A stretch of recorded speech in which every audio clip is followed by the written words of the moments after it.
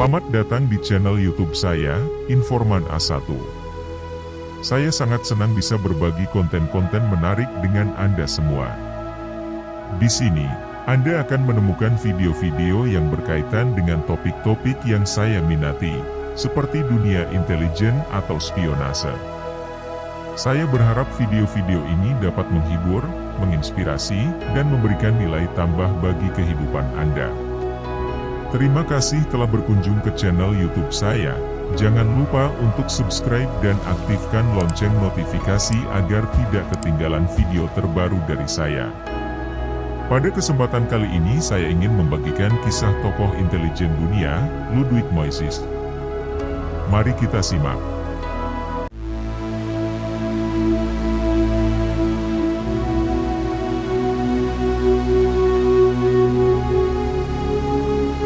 Ludwig Moisis bukanlah orang yang menarik. Suatu malam ia dibangunkan dari tidur lelapnya dan disuruh segera pergi ke rumah sekretaris pertama kedutaan besar Jerman di Ankara, Turki. Seberapa penting bisnisnya di tengah malam? Saat itu Oktober 1943. Eropa terlibat dalam Perang Dunia Kedua. Turki, wilayah netral, berada dalam posisi canggung antara negara-negara Eropa yang diperintah oleh Nazi dan Rusia Soviet yang dipenuhi mata-mata.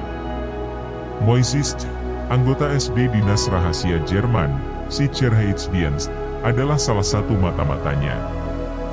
Dia menyamar sebagai perwakilan penjualan dari kedutaan Jerman dan sering diminta melakukan hal-hal aneh secara tidak terduga dan pada waktu yang tidak biasa. Namun, dia masih marah. Sesampainya di rumah, sekretaris kedutaan sendiri sudah tertidur. Hanya istrinya yang menyambut Moisis di pintu depan. Ada seorang pria dengan sikap aneh, katanya sambil menunjuk ke ruang tamu. Dia memiliki sesuatu untuk dijual kepada kita. Wanita itu pun segera pergi ke tempat tidurnya dan menyuruhnya untuk menutup pintu jika dia pergi nanti. Moisis segera pergi ke ruang tamu. Dia ingin segera menyingkirkan orang asing ini. Matanya mengamati kekacauan di ruangan itu, dia juga memperhatikan dekorasi di ruangan itu sampai setelah beberapa saat dia melihat sosok pucat duduk tak bergerak di sofa dalam kegelapan, wajahnya dalam bayangan. Sesuatu tentang pria ini membuat Moisis curiga. Suasana hatinya turun dan dia mulai fokus untuk menjernihkan pikirannya. Tamu itu berdiri. Dia kecil dan pendek, dengan rambut hitam tebal dan dahi lebar. Moisis kemudian menggambarkan wajahnya sebagai digunakan untuk menyembunyikan emosinya, tetapi pada saat itu pandangan gelap di matanya mencoba menutupi rasa takut. Pria itu pergi ke pintu dan tiba-tiba membuka pintu untuk melihat apakah seseorang bersembunyi di belakangnya. Kemarahan Moisis kembali. Dia mata-mata, bukan dari Mars Brothers, dan ini bukan film sampah. Tapi dia tidak mengatakan apa-apa dan membiarkan orang asing itu memulai percakapan. Aku punya tawaran untukmu, pria itu memulai dengan aksen Prancis yang lembut tapi kental. Tapi pertama-tama saya ingin memastikan bahwa apa yang akan saya katakan tidak akan sampai kepada siapapun atau atasan Anda. Jika Anda mengkhianati saya, hidup Anda akan kehilangan artinya. Dan mungkin saya akan mempertimbangkan untuk melakukannya terakhir di resor, kata pria itu, menirukan gerakan mengiris tenggorokan dengan tangannya. Moisis menatap pria itu dengan dingin. Dia tidak mau menanggapi ancaman itu dengan serius. Tapi dia mata-mata profesional, terlatih untuk mengawasi dan menunggu apa yang dikatakan orang asing itu. Ini sangat menarik. Saya dapat mengirimi Anda foto-foto informasi rahasia, informasi yang sangat rahasia, dari kedutaan besar Inggris. Tetapi jika Anda menginginkannya, Anda harus membayar harga yang sangat tinggi. Saya telah mengorbankan diri saya untuk Anda, jadi saya meminta Anda juga dikorbankan sebagai pengorbananku. Moisis berbicara untuk pertama kalinya. Berapa banyak yang Anda inginkan? Saya ingin uang tunai 20.000 pound. Moisis melepas topengnya, dia harus tertawa. Itu sangat tidak mungkin, katanya. Benda apa di dunia ini yang bernilai begitu banyak uang? Pada tahun 1943, uang sebanyak itu bisa membuat siapa saja menjadi sangat kaya. Ya, pikirkan, kata orang asing itu. Saya akan memberi Anda waktu 3 hari untuk memutuskan, lalu saya akan menelepon kedutaan besar Jerman dan memperkenalkan diri sebagai PR. Saya ingin tahu apakah Anda memiliki surat untuk saya datang dan lihat. Jika tidak, Anda tidak akan mendengar kabar dari saya. Jika Anda tidak tertarik, banyak pihak lain yang tertarik. Sesuatu tentang pria ini Moises ragu-ragu untuk diabaikan. Dia hampir yakin bahwa orang ini akan membawa rahasia itu ke kedutaan Soviet di Ankara jika Jerman menolak, dan dia melakukannya hanya karena alasan bisnis. Moises menyetujui rencana yang diusulkan dan pria itu bersiap untuk pergi. Sesampainya di pintu, dia berbalik dan tersenyum nakal. Aku yakin kamu pasti memikirkan siapa aku. Baiklah, aku akan memberitahumu. Saya adalah pelayan duta besar Inggris. Sebelum Moises bisa mengatakan apa-apa, pintu dibuka dan orang asing itu menghilang. Keesokan paginya, Moises menjadwalkan pertemuan dengan duta besar Jerman, Franz von Papen. Jumlah uang yang diminta orang-orang itu sangat tinggi sehingga mereka membutuhkan persetujuan langsung dari Menteri Luar Negeri Jerman Joachim von Ribbentrop. Mereka yakin dia akan menolak, tetapi surat itu kembali dan tawaran itu diterima. Seorang kurir khusus dikirim untuk membawa uang dari Berlin. Moises memberi nama orang asing itu Cicero setelah orator Romawi yang terkenal dan bersiap untuk kedatangannya. Bahkan, Pierre akhirnya menelepon dan mereka sepakat untuk bertemu di kedutaan pada pukul 10 malam. Moises menyiapkan segalanya. Dia menyiapkan ruangan gelap dengan teknisi foto untuk dapat memeriksa film di tempat. Orang asing itu tiba tepat pada waktunya, dan mereka mulai mencoba berpindah tempat, masih saling curiga. Cicero menginginkan uang terlebih dahulu, dan kemudian dia akan menghentikan filmnya. Meskipun Moises ingin film tersebut diverifikasi keasliannya, dia baru kemudian menyerahkan uangnya. Anda membuat kompromi. Moises menghitung 20.000 tiket sebelum Cicero mengubahnya dan membawa film itu bersamanya ke dalam kegelapan. Hasilnya mengesankan. Sebuah dokumen rahasia keaslian dan penanggalan yang tak terbantahkan. Cicero menerima uang itu dan rencana lebih lanjut dibuat agar Jerman membayarnya 15.000 pound untuk setiap informasi yang mungkin dia berikan. Jumlah uang yang diberikan sangat besar, tetapi informasi yang diberikan sangat luar biasa. Pada malam kedua, Cicero kembali untuk menonton lebih banyak film. Saat hendak pulang, dia meminta Moises untuk mengantarnya kembali ke kedutaan Inggris. Jerman kagum. "Mengapa tidak?" kata Cicero dengan tenang. "Aku tinggal di sana." Film-film lain mengikuti, masing-masing mengungkapkan dokumen yang berisi informasi sensitif. Jerman tidak bisa mempercayai keberuntungan mereka. Cara Cicero untuk mendapatkan dokumen rahasia tampak terlalu mudah, dan mereka mengira dia menipu mereka dengan memberikan informasi palsu untuk membingungkan dan menipu intelijen Jerman. Moises diperintahkan untuk mengungkapkan semua tentang hubungannya dengan kedutaan Inggris dan kemudian membuat Cicero terkesan. Nama aslinya adalah Eleza Basna. Dia adalah seorang Albania yang memutuskan untuk pergi ke Turki dan menetap di Ankara. Di sana ia mendapat pekerjaan sebagai sopir. Dia menjadi pelayan yang menyajikan makanan dan minuman, dan kemudian menjadi pelayan diplomat senior. Dia bekerja untuk duta besar Yugoslavia dan seorang diplomat Jerman, yang memecatnya setelah diketahui telah membaca surat mereka. Dia kemudian mendapatkan pekerjaan di kedutaan Inggris di sana sebagai pelayan pejabat tinggi. Basna melakukan pekerjaannya dengan sangat baik. Ia rendah hati, mampu melakukan pekerjaannya dengan efisien, dan memiliki kemampuan khusus untuk menebak apa yang diinginkan tuannya. Ia juga sangat cerdas karena menguasai beberapa bahasa asing. Ketika posisi pelayan kosong di kediaman Duta Besar Ser Huge Knatchbull Hugeson, Basna diberi pekerjaan itu. Sedikit yang Ser Hugh tahu bahwa pelayan barunya memiliki beberapa minat. Yang pertama adalah fotografi, yang kedua adalah Mara, wanita kedutaan, dan yang ketiga adalah melihat arsip rahasia kedutaan. Ketika Basna mengetahui betapa mudahnya itu, dia semakin bersemangat. Basna tahu bos barunya adalah orang dengan gaya hidup tetap. Segala sesuatu dalam hidup Ser Hugh bekerja seperti mesin waktu. Dia mandi di pagi dan malam hari, bermain piano setelah makan siang dan makan di waktu yang sama setiap hari.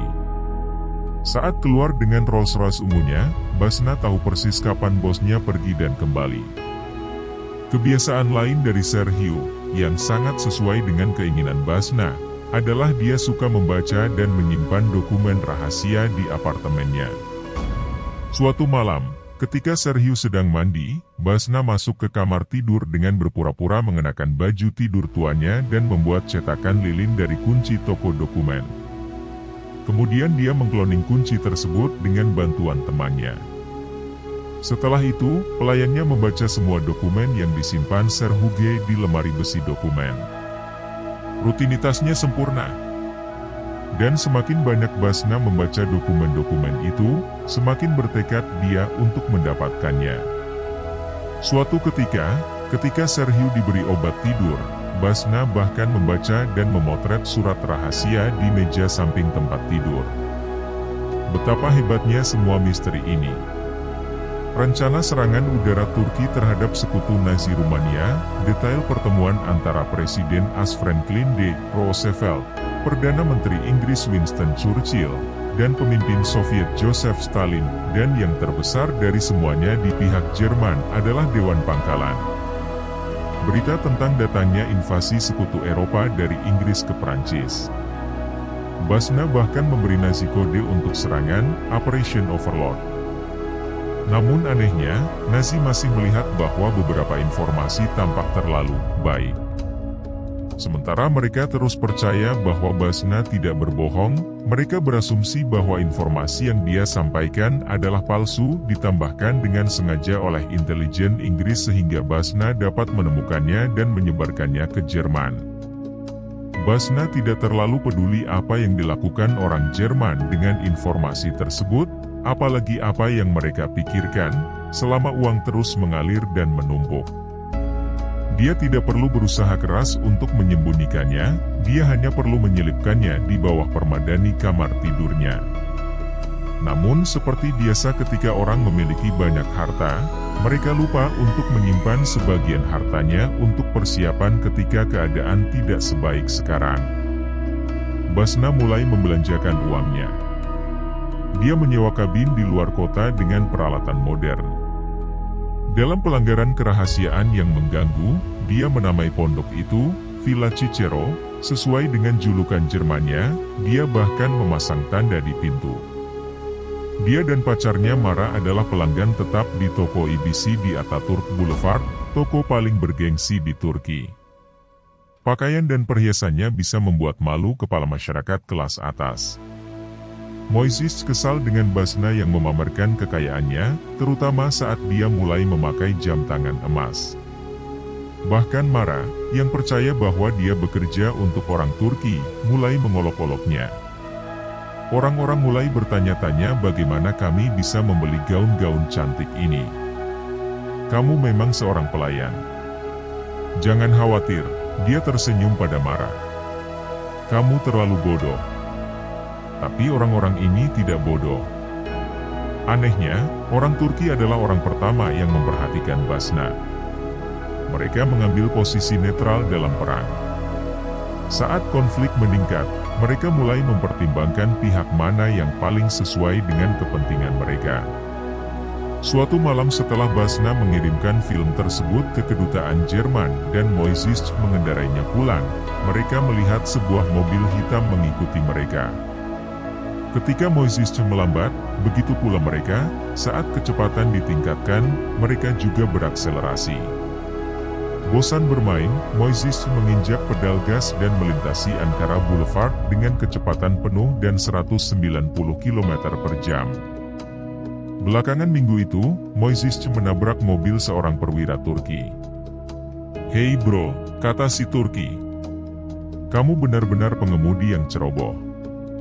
Kamu harus lebih berhati-hati, terutama di malam hari." Ini peringatan, karir mata-mata Basna hampir berakhir. Tanda-tanda bahaya mengikuti. Sekelompok ahli keamanan tiba di kedutaan Inggris untuk memasang sistem keamanan untuk dokumen rahasia duta besar. Tetapi Basna tidak sengaja mendengar Sir Hugo mendiskusikan sistem tersebut dengan seorang anggota grup dan mencoba melewati sistem tersebut.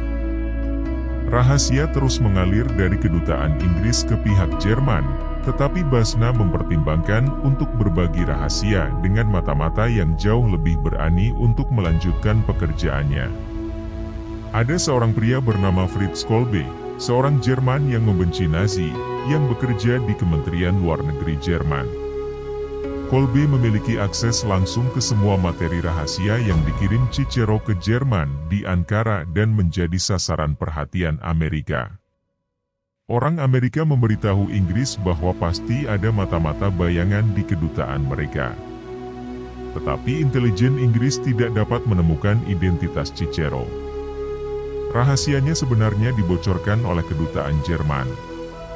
Moises memiliki sekretaris yang sangat tidak kompeten dan selalu muram bernama Nellie Kapp. Seorang wanita pirang berusia 20 tahun yang selalu tertawa dan mendengus di tempat kerja. Selain itu, dia sangat malas. Moises sangat ingin memecatnya, hanya karena ayahnya adalah seorang diplomat Jerman berpangkat tinggi. Yang mengejutkannya, terlepas dari semua kesalahannya, Nellie menunjukkan minat pada semua yang dilakukan Moises. Alasannya, dia juga seorang mata-mata. Dia bekerja untuk American Office for Strategic Service, OSS, dan memiliki kunci lemari besi Moises. Dia juga memotret semua dokumen yang melewatinya. Dia segera mengetahui bahwa Cicero adalah Elsa Basna. Pada akhir Maret 1944, Nellie telah menyelesaikan misinya dan memutuskan sudah waktunya untuk melarikan diri. Namun, ketika staf kedutaan Jerman mengetahui bahwa dia telah memata-matai mereka, dia disiksa dan kemudian ditembak. Kemudian Nellie memotong rambutnya, mengecatnya menjadi hitam dan naik pesawat dari Turki. Sementara itu, jebakan dipasang oleh intelijen Inggris yang tidak terlalu percaya diri dengan kemampuan anak buahnya. Suatu malam penjaga keamanan Inggris Sir John Dashwood duduk diam di kantor Sir Hugh dengan segelas whisky. Dia mematikan lampu dan menunggu. Tak lama kemudian, pintu terbuka dan lampu menyala. Basna berdiri di pintu, kunci di tangan. Kedua pria itu saling memandang. Tidak sepatah kata pun diucapkan. Basna berbalik dan pergi. Semua sudah berakhir. Basna tidak dapat ditangkap karena dia tidak melanggar hukum Turki. Setelah mendengarkan sifat pemarah Sir Hugh, Basna mengumpulkan semua harta miliknya, termasuk semua uang yang ada di bawah karpetnya. Kemudian dia meninggalkan kedutaan selamanya dan menetap di daerah yang lebih eksklusif di Ankara. Pada saat yang sama datanglah masa yang penuh gejolak bagi Moises. Sekretarisnya menghilang secara misterius dan kini rahasia agen terbaiknya telah terungkap. Pemerintahannya di Berlin, tentu saja, sangat tidak senang dan mengirim telegram memintanya untuk segera kembali ke Jerman. Moises mengkhawatirkan nyawanya. Untuk mengulur waktu, dia mengirim telegram balasan yang mengatakan dia sakit dan tidak bisa bepergian. Segera setelah itu, dia menerima telepon di rumah. "Aku memanggilmu ke Inggris," kata sebuah suara misterius. "Jika Anda kembali ke Jerman, Anda akan ditembak. Datanglah kepada kami, selamatkan diri Anda." Inilah dilemanya. Moises tidak ingin mengkhianati negaranya. Dia setia kepada Nazi, meskipun dia bergabung dengan partai itu sebelum Hitler berkuasa. Sekarang dia masih percaya pada ajaran Nazi. Untungnya dia tidak harus membuat keputusan ini karena tidak lama kemudian Prancis diserbu oleh sekutu, seperti yang diprediksi Cicero, dan perang tidak berpihak pada Jerman. Turki menganggapnya sebagai saran untuk bergabung dengan negara sekutu. Semua diplomat Jerman, termasuk Moisés, ditangkap dan ditahan hingga akhir perang. Ini berjalan dengan baik. Basna sangat bahagia dengan hidupnya. Dia masih hidup dan sangat kaya. Dia pergi ke Portugal dan membawa 300.000 pound bersamanya, lalu ke Amerika Selatan. Tapi di sini hidupnya berubah. Seorang bankir datang ke rumah sewaan mewah Basna dan memberitahunya bahwa semua tagihan itu palsu. Basna menerima berita itu dengan tenang. Ketika dia menyadari bahwa orang Jerman telah menipunya, dia malah tertawa terbahak-bahak. Jerman memutuskan bahwa informasi yang diberikan oleh Basna tidak berguna dan mereka tidak akan membayarnya dengan uang sungguhan. Namun yang terjadi selanjutnya bukanlah lelucon, terutama bagi Basna. Dia ditangkap dan dipenjara karena memalsukan uang.